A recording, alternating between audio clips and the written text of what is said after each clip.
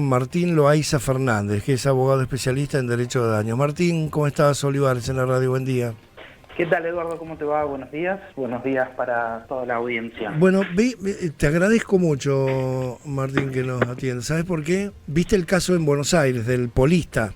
Sí, estuve pendiente. Ya habíamos tenido el caso de Rocío Rocío Amancay, acá en San Luis. Hay como una cosa de que total no pasa nada.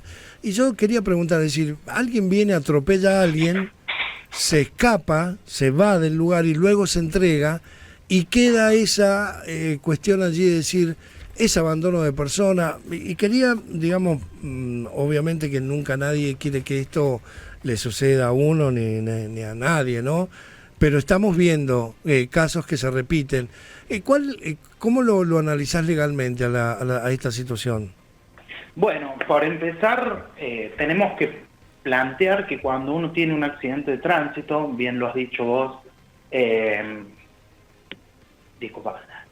has dicho vos de que nadie quiere tener nunca un accidente de tránsito, sucede que uno, vamos a plantear el ejemplo de que seamos nosotros los responsables. Sí. Tenemos un accidente con otra persona, peatón, motocicleta, vehículo.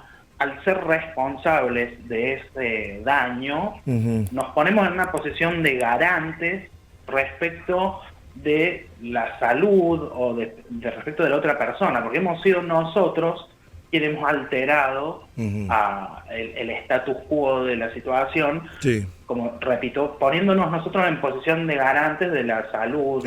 Claro, es decir, de no haber sido por nuestra acción. Exactamente. El otro no estaría tirado, quebrado exactamente, o fallecido. Sí. Eso nos abre una puerta a algo que en el derecho se llama comisión por omisión. Porque bien, tanto el muchacho polista como el caso que tenemos acá en San Luis del caso Amancay, sí. Los dos tienen un punto en común que es la posterior fuga del responsable. ¿Qué es lo grave en esto?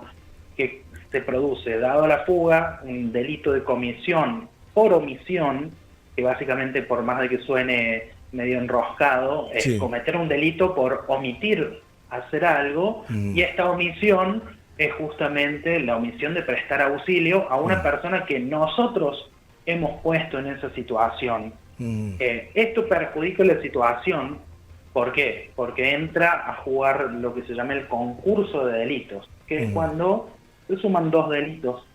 En ambos casos, si el conductor hubiese frenado, hubiese sido quien llama a la policía, quien se queda esperando que llegue la ambulancia, por más de que no haya estado en condiciones, desconozco en ambos casos, al no tener acceso más que a lo que está en la prensa, si existían elementos condicionantes en cada conductor, si estaban en estado de ebriedad, con alguna sustancia tóxica, pero el omitir el auxilio entra a hacer jugar esta figura del concurso, lo cual agrava la condición del responsable, porque hasta ese entonces el responsable no sabe si mató, si lesionó levemente, si lesionó de gravedad. Entonces ese desprecio por la vida del otro es lo que perjudica toda la situación. Nadie está a salvo de que no le suele suceder. Esto justamente en la justicia se suele caratular como homicidio culposo, porque el responsable nunca no se subió a un auto o a una camioneta a matar a una persona, ¿no?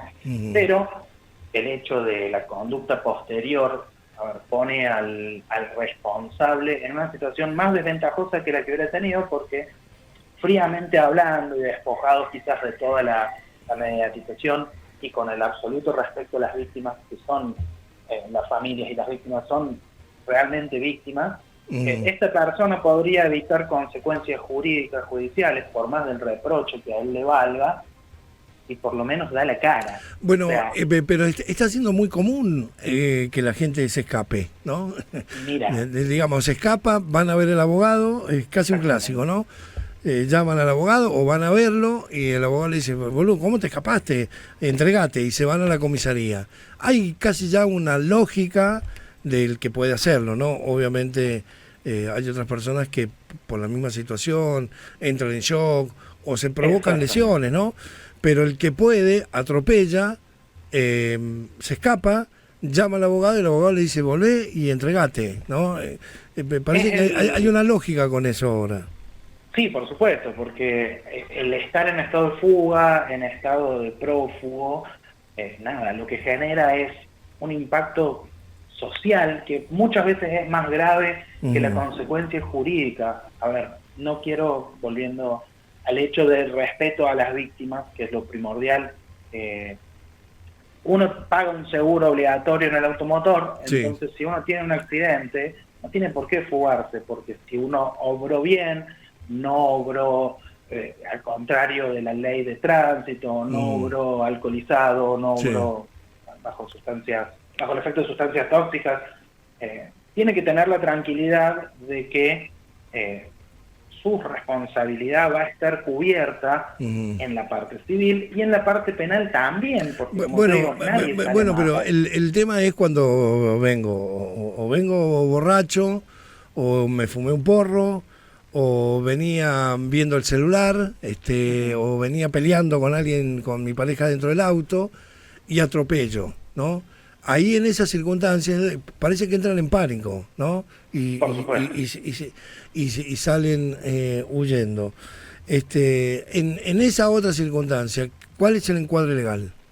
Mira, siempre va a estar dado por las medidas. A ver, el encuadre legal, y acá lo importante son las medidas urgentes que se toman al adoptar el caso por parte de la policía y la fiscalía. Bien decís vos de que ha sido ya casi un modus operandi de la gente que atropella y se fuga, que lo primero que hace es ir a llamar a su abogado de confianza y el abogado generalmente recomienda que se entregue. Te hago un paréntesis, ¿por qué se hace esto? ¿O por qué se fugan y buscan al abogado o se entregan 12, 16, 18 horas después? Y porque generalmente, y no quiero decir que sean estos los casos particulares, porque repito, no tengo acceso a las causas, estos casos se dan cuando los conductores están bajo el alcohol, bajo alguna sustancia tóxica, entonces esas horas en las que la instrucción no se mueve muy lento, esta gente la aprovecha para limpiarse. Quiero decir, toma mucha agua para eliminar cualquier rastro de sustancia, cosa de que cuando vengan a peritarlo, la pericia sea ineficaz. El encuadre generalmente está dado dentro del tipo del homicidio culposo. En el homicidio culposo, la víctima, como bien lo dice el tipo, no se representa la posibilidad de la muerte, porque no sale con intención, falta el elemento volitivo, es decir, la voluntad. Claro.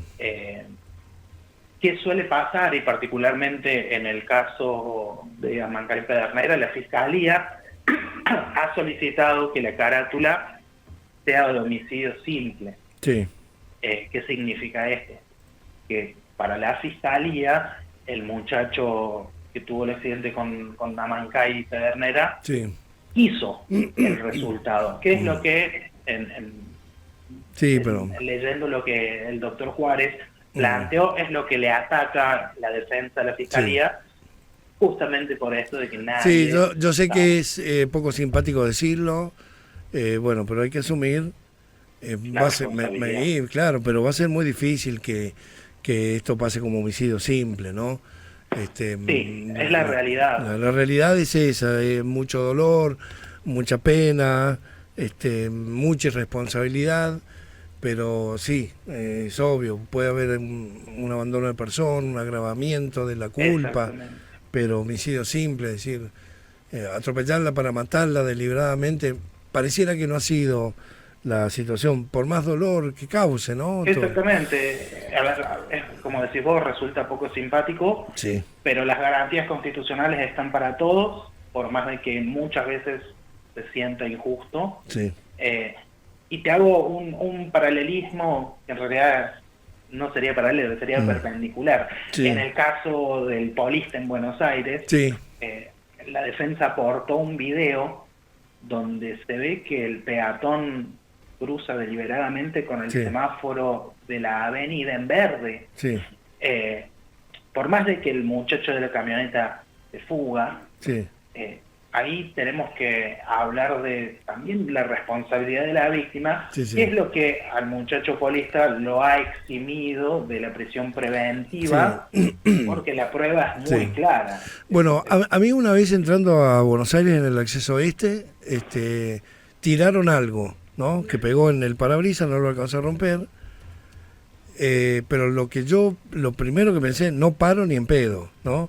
Y es muy difícil eso, porque también es probable que en algún momento que vos te distraes manejando, girás la cabeza, es posible que puedas impactar con algo que no sepas bien qué fue y no querés pararte, ¿no? Por una cuestión de lo que se dice, que te tiran para que te pares y te afanan y todo lo demás, ¿no?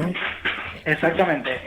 Eso que vos comentás ha sido un modo operandi de muchos grupos organizados de ladrones, en definitiva. Acá en San Luis incluso era bastante común en una época, Sí. en los puentes peatonales. Sí, ahí en el Tibileti. Ortiz, Sí, tal claro, cual. en esa zona era muy común que eso sucediera. Sí. Pero acá hay que siempre tener en cuenta de que uno más o menos, a ver, el que maneja más o menos intuye que golpeó, si te tiraron una piedra, hay signos inequívocos, no sé, puede ser el vidrio abollado, ya en algunos casos donde uno arrastra algo con el vehículo, a ver, si uno siente que una cubierta está desinflada, ¿cómo no va a sentir que tiene algo atorado en el vehículo? Ahí está donde quizás entra a jugar esta situación del desprecio de la vida, Sí. Donde uno también puede frenarse más adelante. A ver, hay situaciones que son reprochables, pero también hay, por más de que suene poco simpático, Sí. Representarse la situación de estrés o de shock que le puede haber pasado al conductor del vehículo. Esto obviamente sin entrar en polémica y sin plantear una Sí, igual estamos hablando de hipótesis, nadie está supuesto. involucrando opiniones personales ni nada, pero bueno, era un poco lo que queríamos transmitir, Martín. Te agradezco mucho, como siempre, la gentileza que tenés de atendernos, ¿eh? Un abrazo. Bueno, Eduardo, ha sido un gusto. Y, bueno, ante cualquier consulta estamos ahí. Dale, bárbaro, gracias. Ahí estaba Martín Loaiza Fernández, abogado especialista en derecho de daño.